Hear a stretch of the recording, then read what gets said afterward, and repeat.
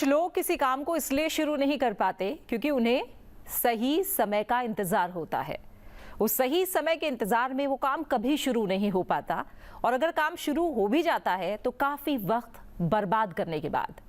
आप जिस भी काम को जिस समय पूरे दिल से और पूरी ईमानदारी से शुरू कर देंगे वही आपका सही समय होगा। इसलिए आप जो भी काम अपने सपनों को पूरा करने के लिए करना चाहते हैं उसे तुरंत शुरू कीजिए क्योंकि आज ही है हमारा सही समय। सुप्रभात, नमस्कार, मैं हूं प्रीति सिंह। आइए शुरुआत करते हैं मुख्य गतिविधियों के साथ। 22वां भारत रूस वार्षिक शिखर सम्मेलन आज। प्रधानमंत्री नरेंद्र मोदी और रूसी राष्ट्रपति व्लादिमीर पुतिन करेंगे शिखर वार्ता। द्विपक्षीय संबंधों के सभी पहलुओं की होगी समीक्षा। भारतीय समुदाय के लोगों से भी होगी बातचीत। रूस के बाद प्रधानमंत्री ऑस्ट्रिया के लिए होंगे रवाना।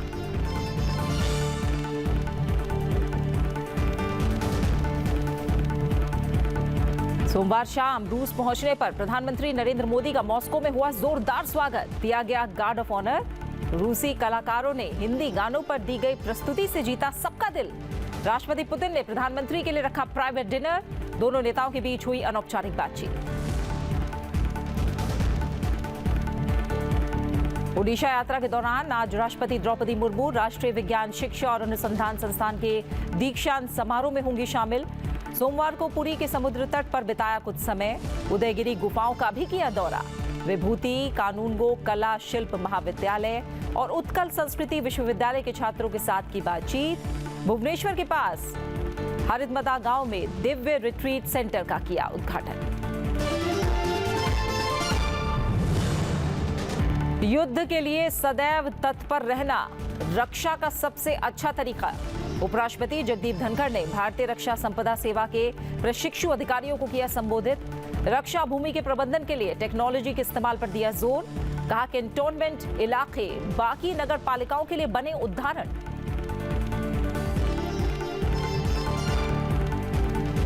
इंदौर में एक पेड़ मां के नाम अभियान में आज शामिल होंगे लोकसभा अध्यक्ष ओम बिरला। आम लोगों को देंगे पौधा लगाने का संदेश। आज की सबसे बड़ी जरूरत पर्यावरण संरक्षण को जन आंदोलन बनाने की भी करेंगे अपील। प्रधानमंत्री नरेंद्र मोदी सोमवार को रूस की 2 दिवसीय आधिकारिक यात्रा पर राजधानी मॉस्को पहुंचे हैं। प्रधानमंत्री नरेंद्र मोदी को रूस के मॉस्को पहुंचने पर गार्ड ऑफ ऑनर भी दिया गया। लगातार तीसरी बार प्रधानमंत्री बनने के बाद ये उनकी पहली आधिकारिक रूस यात्रा है। प्रधानमंत्री मॉस्को में राष्ट्रपति व्लादिमीर पुतिन के साथ 22वें भारत रूस वार्षिक शिखर सम्मेलन में भाग लेंगे। प्रधानमंत्री नरेंद्र मोदी सोमवार शाम 5 बजे मॉस्को में वनुकोवो 2 इंटरनेशनल एयरपोर्ट पहुंचे, जहां उनका स्वागत गार्ड ऑफ ऑनर के साथ किया गया। इस दौरान रूसी सेना ने भारतीय राष्ट्रगान की धुन बजाई। हिंदी गानों पर रूसी कलाकारों के डांस ने भी सबका दिल जीता। इसके बाद प्रधानमंत्री नरेंद्र मोदी कॉटल होटल पहुंचे, जहां भारतीय समुदाय के लोगों ने उनका स्वागत किया।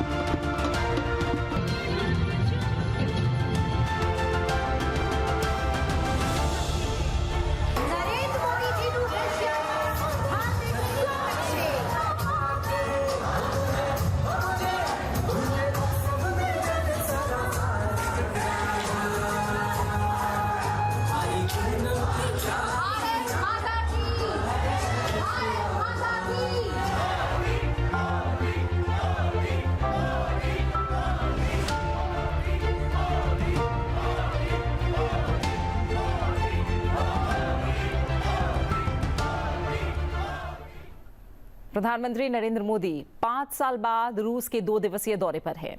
यहां राष्ट्रपति पुतिन ने उनके लिए प्राइवेट डिनर रखा। इस दौरान दोनों नेताओं के बीच अनौपचारिक बातचीत हुई। पुतिन प्रधानमंत्री नरेंद्र मोदी को अपने गोल्फ कोर्ट में भी उन्होंने बिठाया और इस दौरान राष्ट्रपति पुतिन खुद ड्राइव करते दिखाई दिए।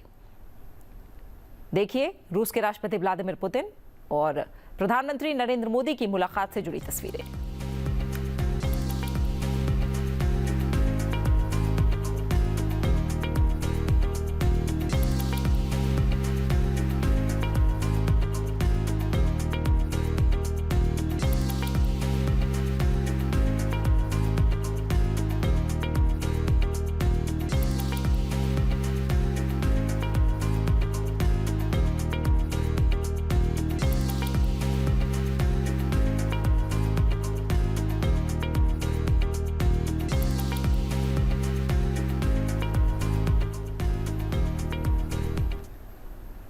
और आज प्रधानमंत्री नरेंद्र मोदी भारत रूस वार्षिक सम्मेलन में हिस्सा लेंगे।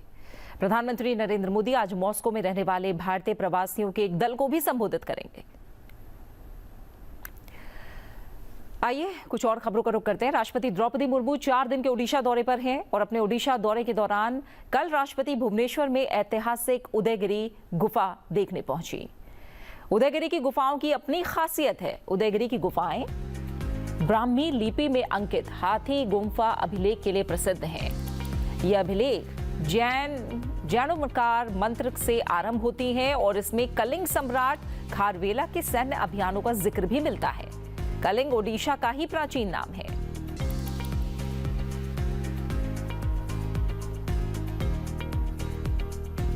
चार दिन की ओडिशा यात्रा पर गई राष्ट्रपति रथ यात्रा और अन्य समारोह में भी शामिल हुई।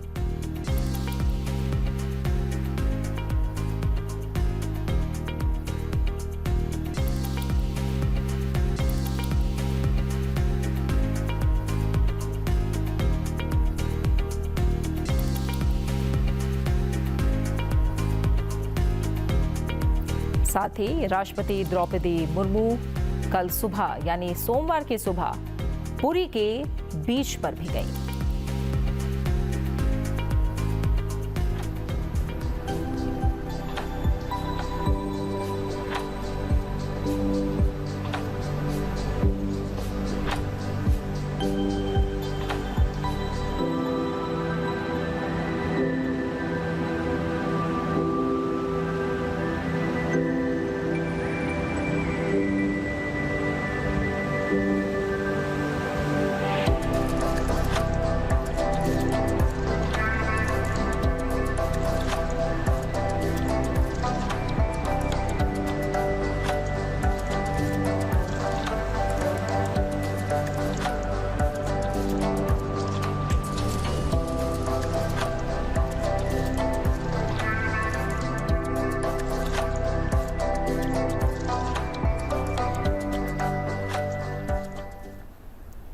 और इसके बाद राष्ट्रपति ने भुवनेश्वर के पास एक गांव में ब्रह्मकुमारी के दिव्य रिट्रीट सेंटर का लोकार्पण किया।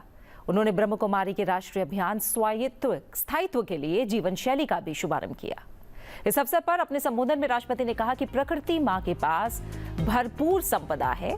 जंगल, पहाड़, नदियां, झीलें, समुद्र, बारिश, हवा, ये सभी जीवों के जीवित रहने के लिए अनिवार्य हैं।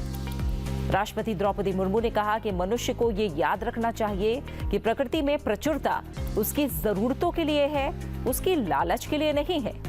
उन्होंने ये भी कहा कि मनुष्य अपने भोग विलास के लिए प्रकृति का दोहन कर रहा है और ऐसा करके प्रकृति के प्रकोप का शिकार हो रहा है। उन्होंने इस बात पर भी जोर दिया कि प्रकृति के साथ सामंजस्य स्थापित करना और प्रकृति के अनुकूल जीवन जीना समय की मांग है। उपराष्ट्रपति जगदीप धनखड़ ने सोमवार को भारतीय रक्षा संपदा सेवा के अधिकारियों से हमारे राष्ट्र को सर्वोपरि रखने का आग्रह किया और इस बात पर जोर दिया कि रक्षा का सबसे अच्छा तरीका युद्ध के लिए हमेशा तैयार रहना है।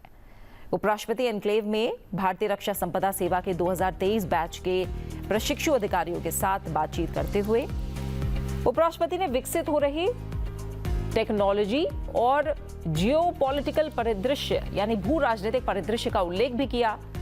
और युवा अधिकारियों को तेजी से बदलते इस परिदृश्य के साथ लगातार तालमेल बिठाने की सलाह दी।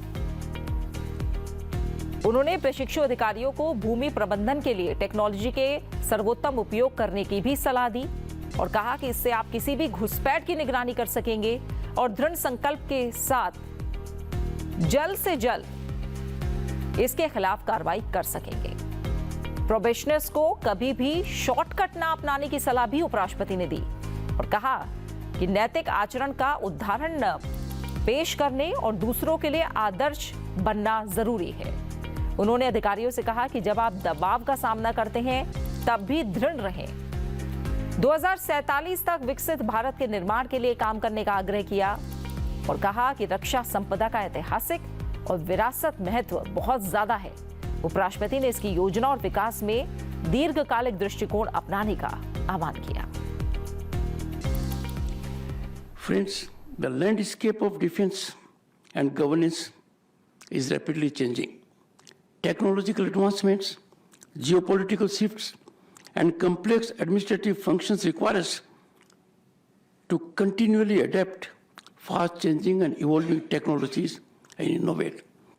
Managing defense estate is turning out to be a great challenge also. I personally know that there is intermix of civilian population also. Certain incursions have taken place by way of structures. There are legal wranglings. Tanu was handling matters in Punjab and Haryana High Court in hundreds. Just imagine these matters. And therefore, you are required to update yourself, land record techniques of a global nature. These days, technology helps you to immediately detect the changes that have taken place over a period of time. They constitute a great evidentiary value. उपराष्ट्रपति और राज्यसभा के सभापति जगदीप धनखड़ ने Rajya Sabha internship कार्यक्रम के तहत आए छात्रों से बातचीत की। उपराष्ट्रपति ने युवाओं को लोकतंत्र में सबसे बड़ा भागीदार बताया। उपराष्ट्रपति ने संसद के कामकाज का बारीकी से निरीक्षण करने और तथ्यों की गहराई से जानने, जिज्ञासु होने और तकनीकी उपकरणों का पूरा उपयोग करने की सलाह दी। The most important component, one of the most important, parliamentary committees. Committees are very important. You have to know fully what committees do. Committees are constituted with the participation of both Lok Sabha and Rajya Sabha members. These committees focus on critical issues. Let me give you a small illustration.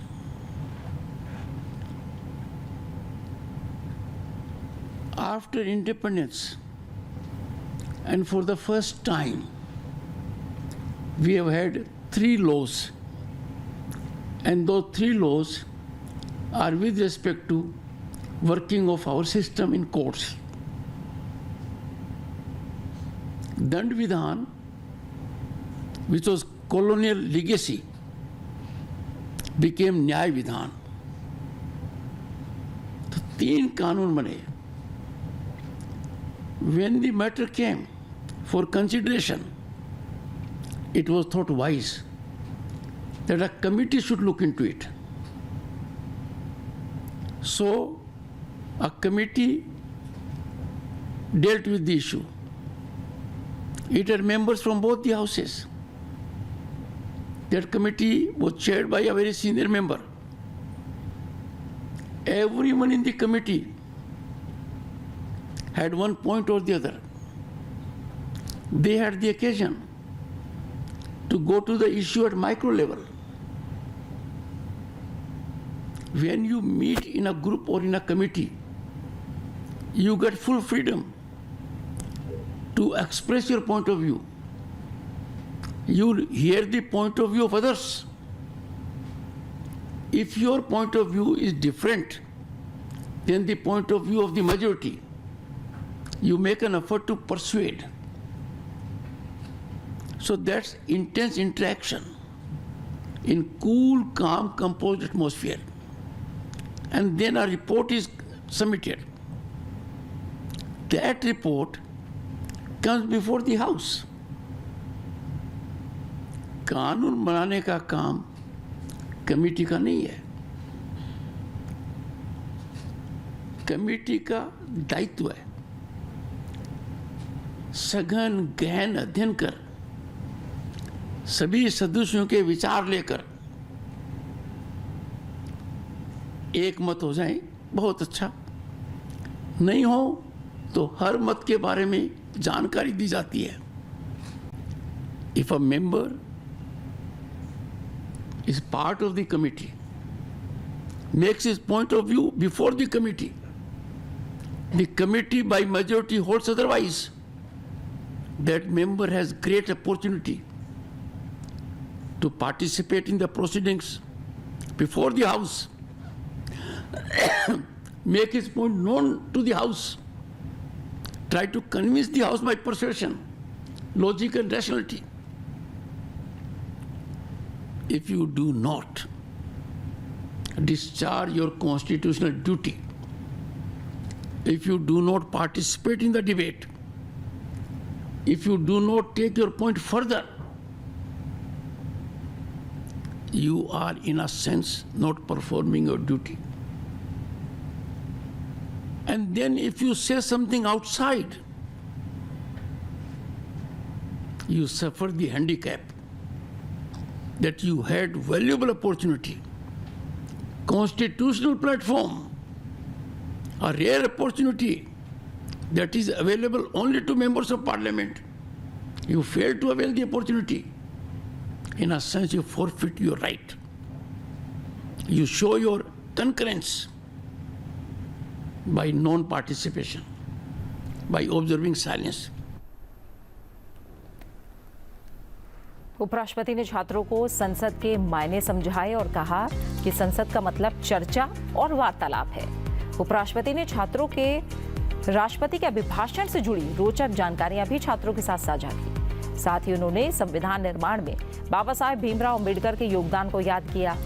इससे पहले भी उपराष्ट्रपति RSIP के छात्रों के साथ संवाद कर चुके हैं. संसद का मतलब चर्चा, संसद का मतलब वार्तालाप, संसद का मतलब सभी प्रकार के विचार वहां पर आए. Parliament is a place for dialogue, deliberation, discussion and debate. It is not a place for confrontation. क्या ऐसा हो रहा है? आपकी विवेक पर छोड़ता हूं. इसका वातावरण कैसे बने?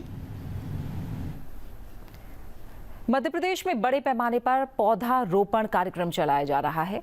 प्रदेश को हरा भरा बनाने की मुहिम के तहत शनिवार से 5.5 करोड़ पौधे रोपे जाने का महाअभियान शुरू किया गया है. आज लोकसभा अध्यक्ष ओम बिरला इंदौर में एक पेड़ मां के नाम अभियान में शामिल होंगे और लोगों को पौधा लगाने का संदेश देंगे. साथ ही पर्यावरण संरक्षण को जन आंदोलन बनाने का भी आग्रह करेंगे.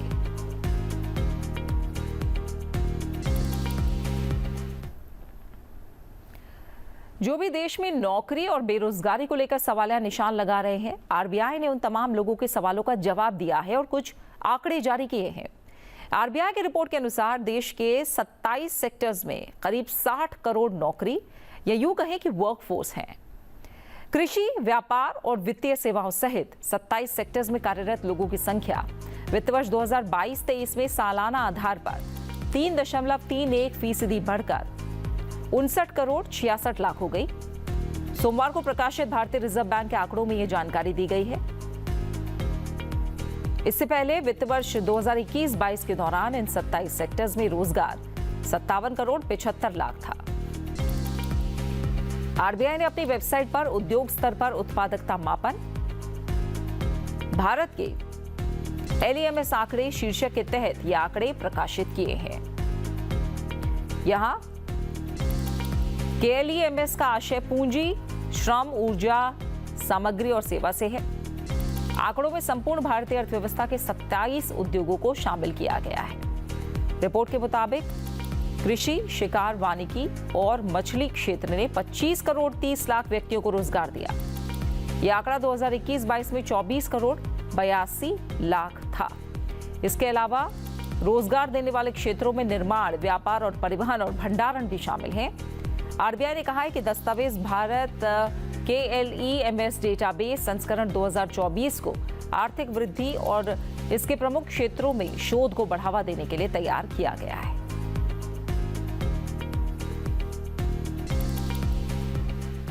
मौसम से जुड़ी खबर। देश भर में कई राज्यों में भारी बारिश का दौर जारी है। मुंबई में भी लगातार बारिश से जीवन अस्त व्यस्त हो गया है।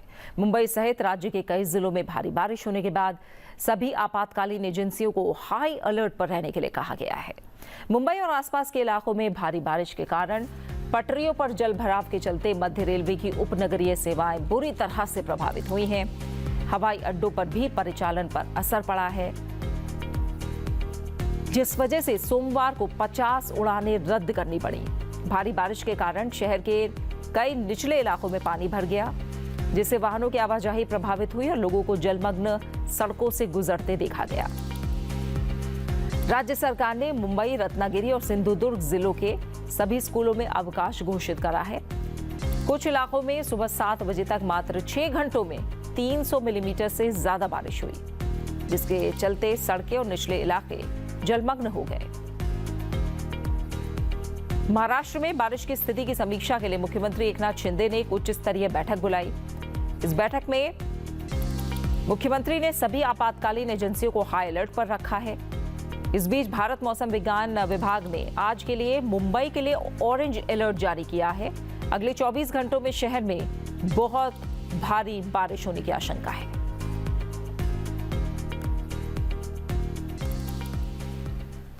और इसी के साथ फिलहाल सुप्रभात में मेरे साथ इतना ही। जाते जाते आपको छोड़ जाते हैं राष्ट्रपति भवन पुस्तकालय की कुछ झलकियों के साथ। मुझे दीजिए इजाजत और अपना अच्छे से ख्याल रखिए। नमस्कार।